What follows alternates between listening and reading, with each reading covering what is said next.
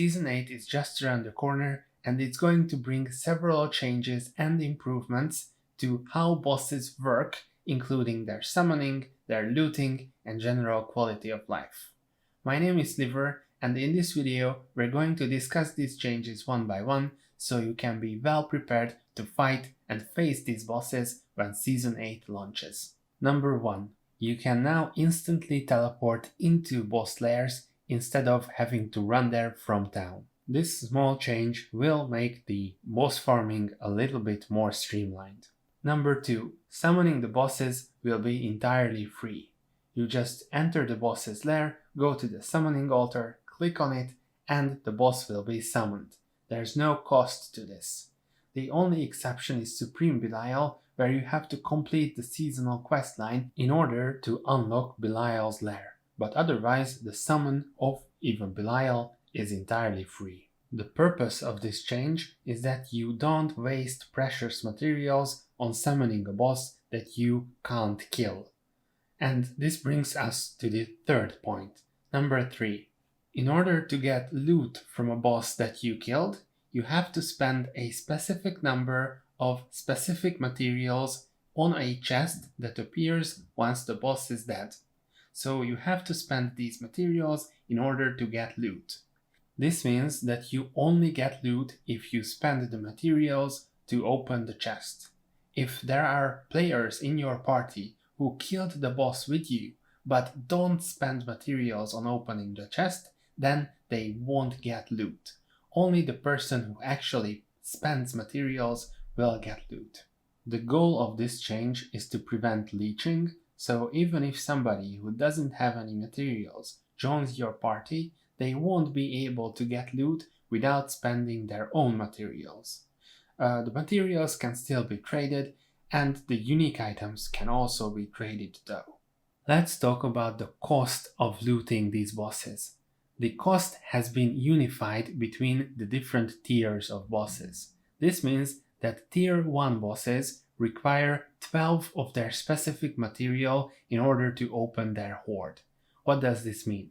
Warshan's material is Malignant Hearts. You need 12 Malignant Hearts in order to loot Warshan's hoard. The same goes for all the other Tier 1 bosses. So Grigoire requires 12 Living Steel, the Beast in Ice requires 12 Distilled Fears, Lord Zir requires 12 Exquisite Bloods, and the newly added Urivar, which is also a Tier 1 boss, requires 12 Judicator's Masks. Moving on to Tier 2 bosses, those have also been streamlined to require exactly 3 of their materials in order to summon them. This means that Duriel requires 3 Shards of Agony, Ondoriel requires 3 Pincussioned Dolls, and the newly added Harbinger of Hatred requires 3 Abhorrent Hearts to loot. Previously, Ondoriel and Duriel required 2 different types of materials, now they only require 1. In addition to that, all the materials stack up to 99, which makes inventory management quite a lot easier. If you are interested in how to find those specific materials and how to summon these specific bosses that I just talked about, I suggest checking out one of my other videos. But let's continue with this one because the changes are not over. There are 2 new bosses that I haven't yet talked about, and these are Mini Belial and Supreme Belial. Mini Belial has a chance to appear after you loot the hoard of any Tier 1 or Tier 2 boss. This means that based on the PTR, there's a 20 to 30% chance of Mini Belial's appearance after looting a Tier 1 or Tier 2 hoard. It's important to note that Belial will only drop loot for those players who opened the hoard that summoned him. So if you're in a party where 2 players didn't open a hoard and the 3rd player did, and this opening summoned Mini Belial, then only the person that opened the hoard will get loot from Mini Belial, no one else will. So you need to open the specific hoard that summoned Mini Belial in order to get loot from him. And now about the loot table. Mini Belial will drop loot from the same loot table as the boss that was just killed. So effectively, from one boss kill, you double your loot if Mini Belial is summoned. In addition to that, Mini Belial will drop Betrayer's Husks, and these Betrayer's Husks will be used to loot Supreme Belial.